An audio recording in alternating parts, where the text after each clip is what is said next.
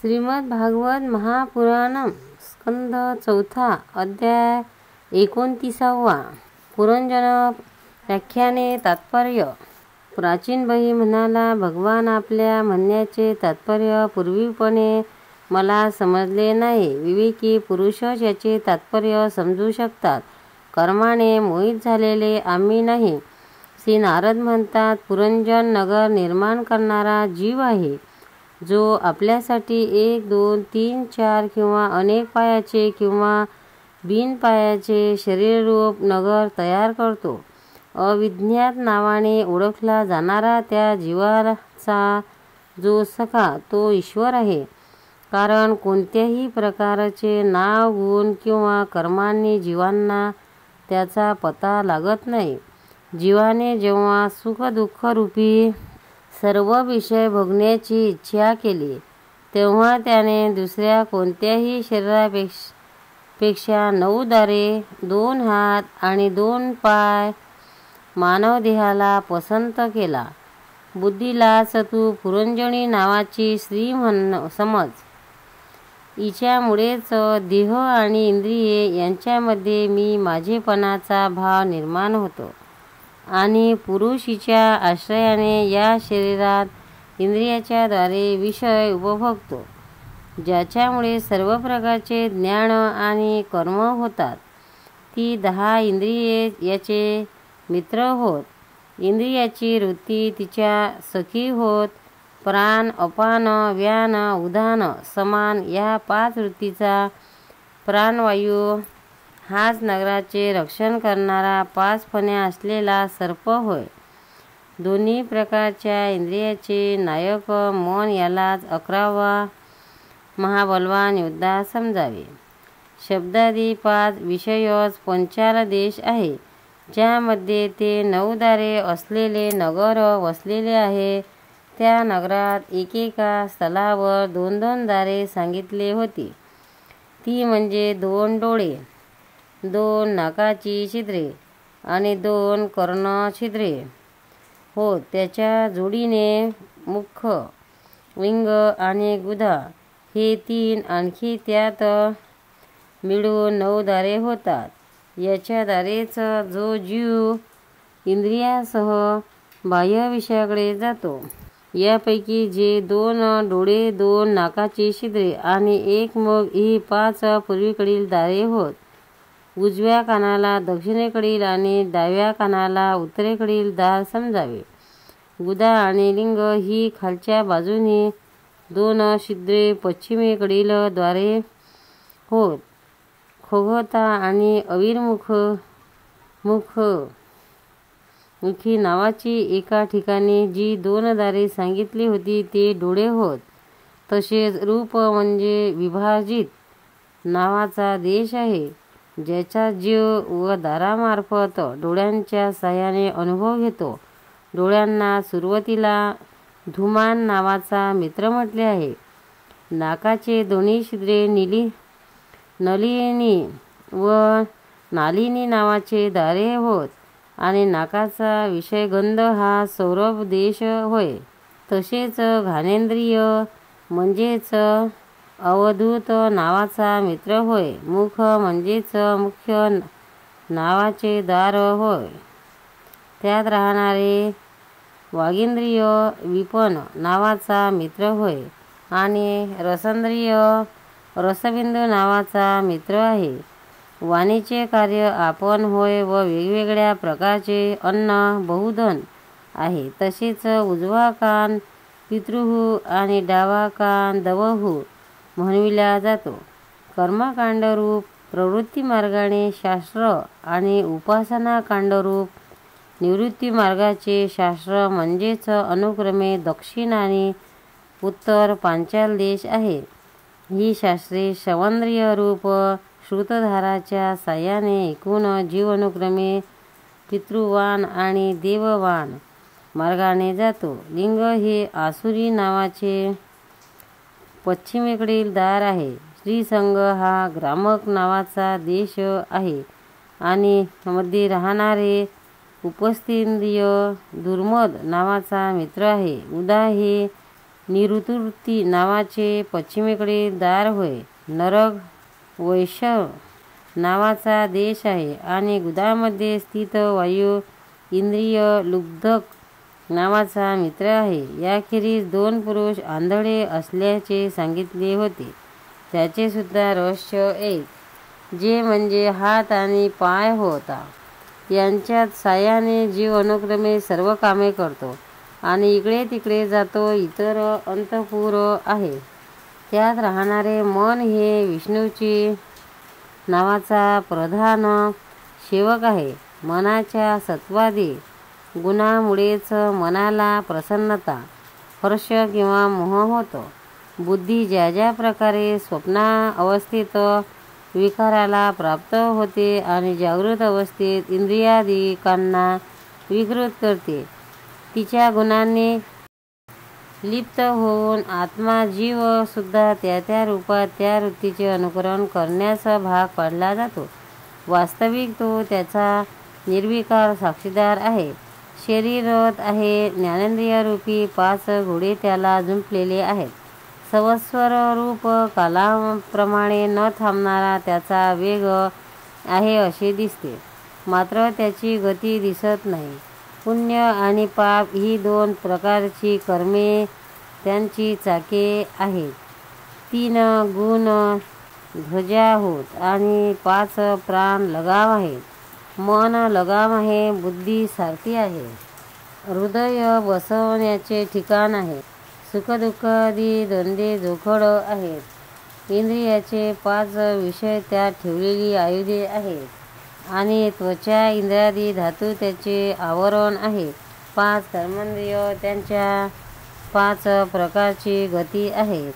या रथावर चढून हा जीव मूळजळाप्रमाणे खोट्या विषयाच्या पाठीमागे धावतो. 11 इंद्रिये त्याची सेना आहेत आणि 5 ज्ञानेंद्रियाच्या द्वारा त्या त्या इंद्रियाच्या विषयांना ग्रहण करणे हेच त्याचे शिकार खेळणे होय. ज्याच्याद्वारा काळाचे ज्ञान ते सवस्वर म्हणजेच चंडवेग नावाचा गंधर्वराज होय. त्याच्या अधीन असणारे जे 360 गंधर्व म्हणून सांगितले आहेत ते दिवस होत आणि 360 गंधर्व स्त्रिया रात्री होत. हे आळीपाळीने फिरत राहून मनुष्याचे आयुष्य हरण करतात. वृद्धावस्थेत साक्षात कालकन्या होय. तिला कोणीही पुरुष पसंत करीत नाही. तेव्हा मृत्यूरूप यवनराजाने लोकांचा संहार करण्यासाठी तिचा बहीण म्हणून स्वीकार केला. मानसिक क्लेश आणि शारीरिक कष्ट हेच त्या यवनराजाचे पायदळ आहेत. तसेच प्राण्यांना क्लेश देऊन तत्परतेने मृत्यूच्या मुखात घेऊन जाणारे शीत आणि उष्ण हे 2 प्रकारचे ज्वर म्हणजेच प्रज्वार नावाचा त्याचा भाऊ होय. अशा प्रकारे हा देहाभिमानी जीव अज्ञानाने आच्छादित होऊन अनेक प्रकारचे आदिदैवक, आदिभौतिक व आध्यात्मिक कष्ट भोगीत 100 वर्षापर्यंत मनुष्य शरीरात पडून राहतो. खरे पाहता तो निर्गुण आहे, परंतु प्राण, इंद्रिय आणि मनाच्या धर्मांना आपलेच आहेत असे समजून मी माझेपणाच्या अभिमानाने बांधला जाऊन शूद्र विषयाचे चिंतन करीत निरनिराळी कर्मे करीत राहतो. जो जरी स्वयंप्रकाश असला तरी सुद्धा जोपर्यंत सर्वांचे परमगुरु आत्मस्वरूप श्री भगवंताच्या स्वरूपाला जाणत नाही तोपर्यंत प्रकृतीच्या गुणामध्येच बांधलेला राहतो. त्या गुणांचा अभिमानी असल्यामुळे तो पराधीन होऊन सात्विक, राजस आणि तामस कर्म करतो आणि त्या कर्मानुसार निरनिराळ्या योनीमध्ये जन्म घेतो.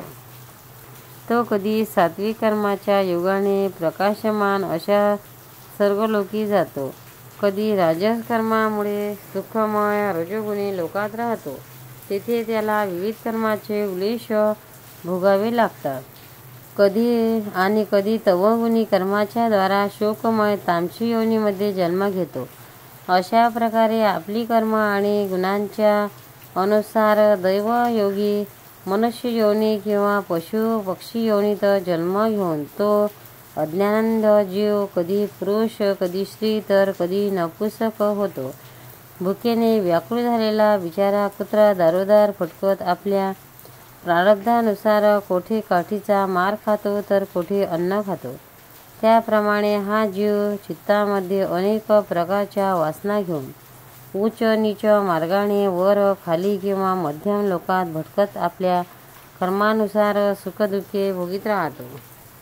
आदिदैविक आदिभौतिक आणि आध्यात्मिक ह्या 3 प्रकारच्या दुःखापैकी कोणत्याही एकातून जीवाची सर्वथैव सुटका होऊ शकत नाही. जरी असे कधी वाटले तर ती फक्त तात्कालिक आहे. एखाद्याने डोक्यावर भारी ओझा घेऊन जाताना तो कधी खांद्यावर घ्यावा त्याप्रमाणे दुःखातून सुटण्याच्या सर्व प्रक्रिया समजाव्या. जरी एखाद्या उपायाने मनुष्याची एका प्रकारच्या दुःखातून सुटका झाली तरी दुसरे दुःख त्याच्या डोक्यावर येऊन स्वार होते. हे राजा, ज्याप्रमाणे एका स्वप्नातून पडणारे दुसरे स्वप्न या स्वप्नातून कायमची सुटका करून घेण्याचा उपयोग होऊ शकत नाही, ज्याप्रमाणे कर्मफल भोगातून कायमची सुटका होण्याचा कर्म हा मुळीच उपाय होऊ शकत नाही. कारण कर्म आणि कर्मफल भोग दोहेही अविद्येने युक्त असतात. जसे आपल्याला मनोमय लिंग शरीराने स्वप्रावस्थेत विहार करणाऱ्या प्राण्यांना स्वप्नामध्ये प्रत्यक्ष पदार्थ नसतानाही त्याचा भास होतो, तसेच हे दिसणारे पदार्थ खरोखर नसतानाही अज्ञान निद्रा असेपर्यंत खरेच वाटतात आणि जीवाला जन्ममरणरूप संसारापासून मुक्ती मिळत नाही. म्हणून यापासून कायमची सुटका होण्याचा आत्मज्ञान हाच एकमेव उपाय आहे. ज्या अविद्येमुळे परमार्थ स्वरूप आत्म्यालाही जन्ममरणरूप अनार्थ परंपरा प्राप्त झाली आहे, ती पासून सुटका गुरुस्वरूप श्रीहरीविषयी नितांत भक्ती निर्माण झाल्यावर होऊ शकते. भगवान वसुदेवामध्ये एकाग्रतापूर्वक सम्यक ज्ञानाने निर्माण केलेला भक्तिभावच ज्ञान आणि वैराग्य निर्माण करतो. हे राजेशी, हा भक्तिभाव भगवंताच्या कथाच्या आश्रयाला राहतो. म्हणून जो श्रद्धापूर्वक त्या कथा दररोज ऐकतो किंवा वाचतो त्याला अगदी लवकर त्याची प्राप्ती होते. राजा, ज्या ठिकाणी भगवद्गुण सांगण्यासाठी आणि ऐकण्यासाठी तत्पर असणारे विशुद्ध चित्ताचे भगवद्भक्त राहतात, त्या साधू समाजात सगळीकडून महापुरुषाच्या मुखातून निघालेल्या मधुसूदन भगवंताच्या चरित्ररूप शुद्ध अमृताच्या अनेक नद्या वाहत असतात. जे लोक अतृप्त चित्ताने ऐकण्यासाठी तत्पर होऊन आपल्याला कानांनी ज्या अमृताचे सेवन करून तृप्त होतात, त्यांना तहान, भोग, भय, शोक आणि मोह कधीच बाधा करू शकत नाही. असे नैसर्गिकरित्या प्राप्त होणाऱ्या तहान, भोग या विघ्नांची सदैव घेरलेला जीवसमुदाय श्रीहरीच्या कथामृत सागरावर का बरे प्रेम करीत नाही? साक्षात प्रजापतीही पती असलेले ब्रह्मदेव भगवान शंकर स्वयंभू म्हणून दक्षादी प्रजापतिगण, सनकादिक नैष्ठिक ब्रह्मचारी, मरीची, अत्री, अंगिरा, पुलस्त, पुलह, क्रतू, भृगु, वसिष्ठ आणि मी असे जितके ब्रह्मज्ञानी मुनी आहेत, ते सर्वजण वाङ्मयात परंपरागत असूनही तप, उपासना आणि समर्थांच्या द्वारे सर्वसाक्षी परमेश्वराला पाहण्याचा प्रयत्न करीत असते, तरी पाहू शकले नाहीत. अनन्य वेदाचा अभ्यास करून मंत्रांमध्ये सांगितलेल्या वज्रधारी इत्यादी गुणांनी युक्त इंद्रादी देवतांच्या रूपामध्ये असणाऱ्या त्या परमार्थाचे यज्ञांनी पूजन करणे सुद्धा त्याच्या स्वरूपाला जाणत नाही. हृदयामध्ये वारंवार चिंतन केल्याने भगवान ज्यामुळे ज्याच्यावर कृपा करतात त्याच वेळी तो लौकिक व्यवहार आणि वैदिक कर्म विषयाचा दुराग्रह करून घेतो. बृहस्पन, तू या कर्मामध्ये परमार्थ बुद्धी ठेवू नकोस. ही कर्म ऐकणाऱ्यास गोड वाटतात, परंतु परमार्थाला स्पर्शही करीत नाहीत. केवळ अज्ञानामुळेच ही परमार्थासारखी सारखी वाटतात. बुद्धी मलिन झालेले जे कर्म काही लोक वेदांना कर्मात समजतात ते त्यांचे मर्म जाणत नाही. त्यांचे कारण जेथे भगवान जनार्दन आहोत आहे तेच आपले स्वरूपभूत आत्मा आहेत ते तत्व हे जाणत नाहीत. पूर्वीकडे टोके असलेल्या दर्भांनी संपूर्ण बुद्धीला आच्छादित करून व अनेक पशूंचा वध करून तो मोठा कर्माभिमानी गर्विष्ठ झाला आहे.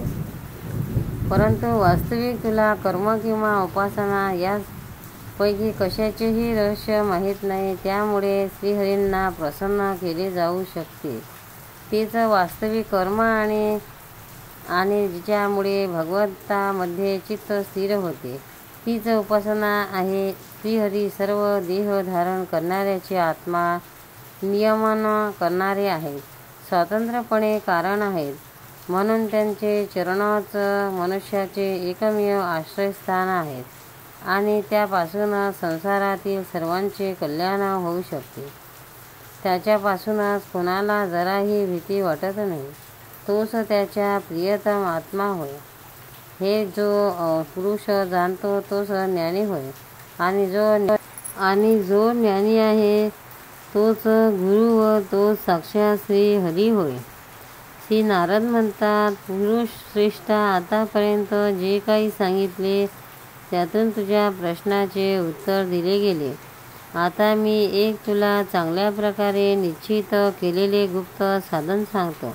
लक्षपूर्वक एका बागेमध्ये एक हरिणीसह कोवळे गवत खात फिरत आहे. गुंग्याच्या मधुर गुंजार ते ऐकत आहे. त्याच्या समोर दुसरे जीव मारून पोट भरणारे लांडगे त्याच्यापुढे पाहत आहेत आणि पाठीमागून एका शिकारीने त्याचा वध करण्यासाठी त्याच्यावर बाण सोडला आहे. परंतु हरिण इतके बेसावध आहे की त्याला याचा पत्तासुद्धा नाही. अशा या हरणीचा विचार कर. राजा, या रूपकाचा आश्रय एक मरणाच्या जबड्यातील हे हरिण तू आहे. तू आपल्या दशेवर विचार कर. या स्त्रिया फुलाप्रमाणे दिसण्यास सुंदर आहेत. या स्त्रियांचे राहण्याचे घर म्हणजे पुष्पवाटिका आहे. यामध्ये राहून तो फुलांमधील मध आणि सुगंधाप्रमाणे शूद्र सकाम कर्माचे फळ म्हणून जीव आणि जनेंद्रियाला प्रिय वाटणाऱ्या भोजन आणि स्त्रीसंग इत्यादी तुच्छ भोगांना शोधित आहेत. स्त्रियांच्या संगतीत राहून आपले मन तू त्याच्यामध्येच गुंतून ठेवले आहे. स्त्रीपुतलिकांचे मधुर भाषण म्हणजेच भुंग्याच्या मधुर गुंजार होय. तुझे कान त्यातच अत्यंत आसक्त झाले आहेत. समोरच लांडग्याच्या कळ्याप्रमाणे काळाचे अंश रात्रंदिवस तुझे आयुष्य हिरावून घेत आहे. परंतु तू त्याच्या काही पर्वा न करता गृहस्था सुखामध्ये दंग होऊन राहिला आहेस.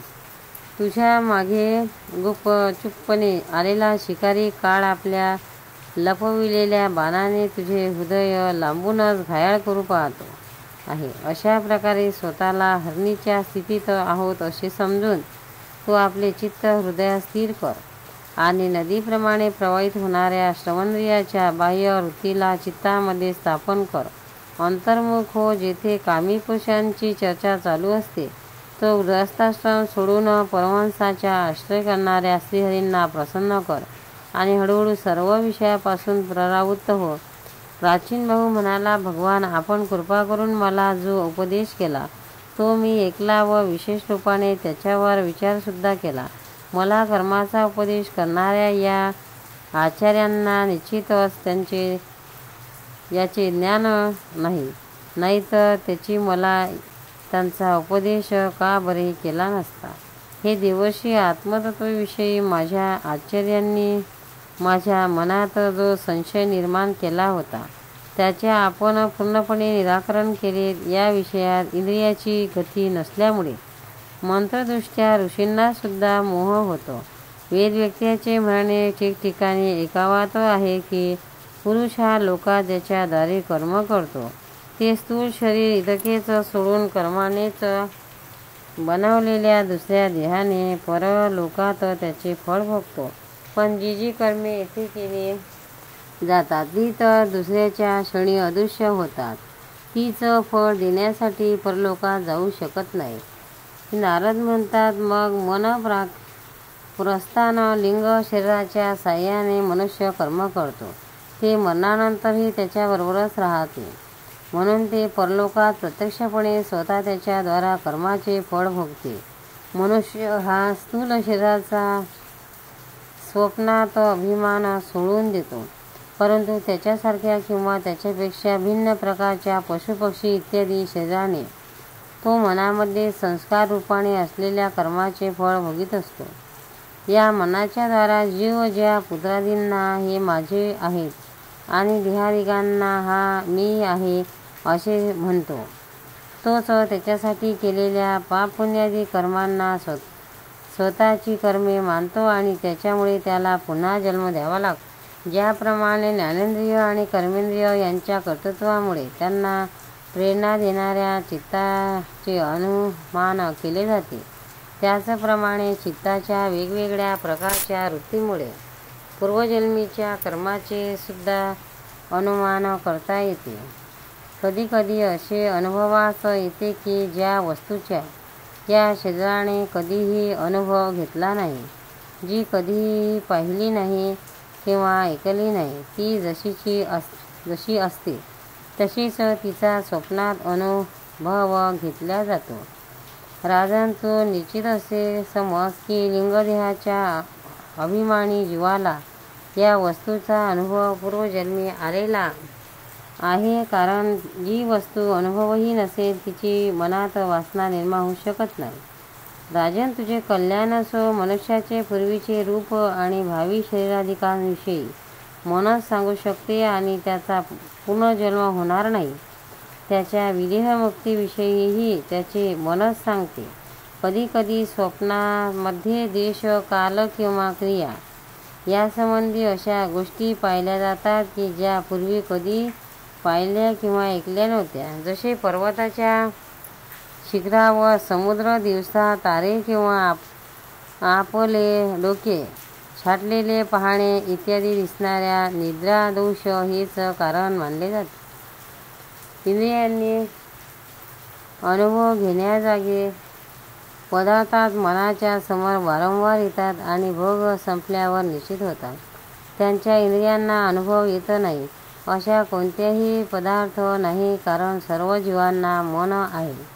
जर एखाद्या वेळी भगवत चिंतनात रममाण झालेले मन विशुद्ध सत्वात स्थिर होते, तर त्या मनाला भगवंताचा संसर्ग झाल्यामुळे लगेच सर्व विश्वाचेही ज्ञान होऊ शकते. जसे राहू दिसत नसतानाही प्रकाशमय चंद्राच्या संगतीने दिसू लागतो. जोपर्यंत गुणापासून उत्पन्न झालेले बुद्धी, मन, इंद्रिय आणि शब्दादी विषयाचा समूह यापासून हा अनादि लिंग देह बनलेला आहे, तोपर्यंत जीवाचा स्थूल देहाविषयी असलेला मी माझे हा भाव जात नाही. सुसुप्ती, मूर्छा, अत्यंत दुःख, मृत्यू आणि तीव्र ताप आलेला असतानाही इंद्रियाच्या व्याकुळतेमुळे मी माझे हे स्पष्टपणे जाणत नसेल तरी त्यावेळीसुद्धा त्याला अभिमान असतोच. त्याप्रमाणे अमावस्येच्या रात्री चंद्र असून दिसत नाही, त्याचप्रमाणे तारुण्यात स्पष्टपणे प्रतीत होणारे 11ही इंद्रिये कार्य गर्भावस्था आणि बाल्यावस्थामध्ये ही इंद्रिये असूनसुद्धा त्याचा पूर्ण विकास न झाल्या कारणाने प्रतीत होत नाही. जसे स्वप्नात कोणत्याही वस्तू अस्तित्वात नसतानाही भासणारे पदार्थ जागे झाल्याशिवाय नाहीसे होत नाही, त्याप्रमाणे संसारिक वस्तू मिथ्या असल्या तरी त्याचे चिंतन करणाऱ्या जीवाला संसारातून सुटका होत नाही. अशा प्रकारे पंचतन्मात्रांनी बनलेला आहे आणि 16 तत्वांच्या रूपाने विकसित झालेला हा 3 गुणांचा समूह म्हणजेच लिंगशरीर होय. हे चेतनाश शक्तीने युक्त झाले की त्यालाच जीव म्हणतात. त्याच्याद्वारेच पुरुष निरनिराळे देह धारण करतो व त्याचा त्याग करतो. तसेच त्यामुळेच तो हर्ष, शोक, भय, दुःख आणि सुख याचा अनुभव घेतो. ज्याप्रमाणे जडू जोपर्यंत दुसरे गवताचे पाते पकडीस नाही तोपर्यंत पहिले सोडत नाही. त्याचप्रमाणे जीव मरणकाल जवळ आल्यावर जोपर्यंत देहप्राप्तीला कारण असणारी कर्मे संपून दुसरे शरीर धारण करीत नाही तोपर्यंत पहिल्या शरीराचा अभिमान सोडत नाही. राजन, ही मनप्रधान लिंगशरीर जीवाच्या जन्माचे कारण आहे. जीव जेव्हा इंद्रियांनी भोगलेल्या भोगाचे चिंतन करीत वारंवार त्याच्यासाठीच कर्म करतो, तेव्हा ती कर्म होत राहिल्याने अविद्येमुळे तो देहाच्या कर्मांनी बांधला जातो. म्हणून त्या कर्मबंधनातून सुटण्यासाठी संपूर्ण विश्व भगवद्रूप आहे असे समजून सर्व प्रकारे श्रीहरीचे भजन कर. त्यापासूनच विश्वाची उत्पत्ती, स्थिती आणि लय होतो. मैत्रेय म्हणतात, भागवत श्रेष्ठ श्री नारदांनी राजा प्राचीन बहीला जीव आणि ईश्वराच्या स्वरूपाचे दिग्दर्शन केले. नंतर ते त्याचा निरोप घेऊन सिद्धलोकी गेले. राजर्षी प्राचीन बही सुद्धा प्रजापालनाची जबाबदारी पुत्रावर संपवून तपश्चर्या करण्यासाठी कपिलाश्रमाकडे गेला. तिथे त्या वीरवराने सर्व विषयांची आसक्ती सोडून एकाग्र मनाने भक्तिपूर्वक श्रीहरीच्या चरणकमलांचे चिंतन करीत स्वरूपतामुक्ती मिळवली. पुण्यशील विदुरा, देवर्षी नारदांनी रूपकाने सांगितलेले हे आत्मज्ञान जो पुरुष ऐकेल किंवा दुसऱ्याला ऐकवेल त्याची या लिंगदेहाच्या बंधनातून सुटका होईल. देवर्षी नारदाच्या मुखातून बाहेर पडलेले हे आत्मज्ञान भगवान मुकुंदा यशाशी संबंधित असल्यामुळे त्रैलोक्याला पवित्र करणारे, अंतःकरण शुद्ध करणारे तसेच सर्वोत्कृष्ट फल देणारे आहे. जो पुरुष हे ऐकेल तो सर्व बंधनातून मुक्त होईल आणि पुन्हा या संसार चक्रात त्याला भटकावे लागणार नाही. गृहस्थाश्रमी पुरंजनाच्या रूपकाने सांगितलेले हे अद्भुत आत्मज्ञान मी प्राप्त केले हे समजल्याने बुद्धियुक्त जीवाचा देहाभिमानी नाहीसा होतो. तसेच त्याच्या परलोकात जीव कोणत्या प्रकारे कर्माचे फळ भोगतो हा संशयही नाहीसा होतो.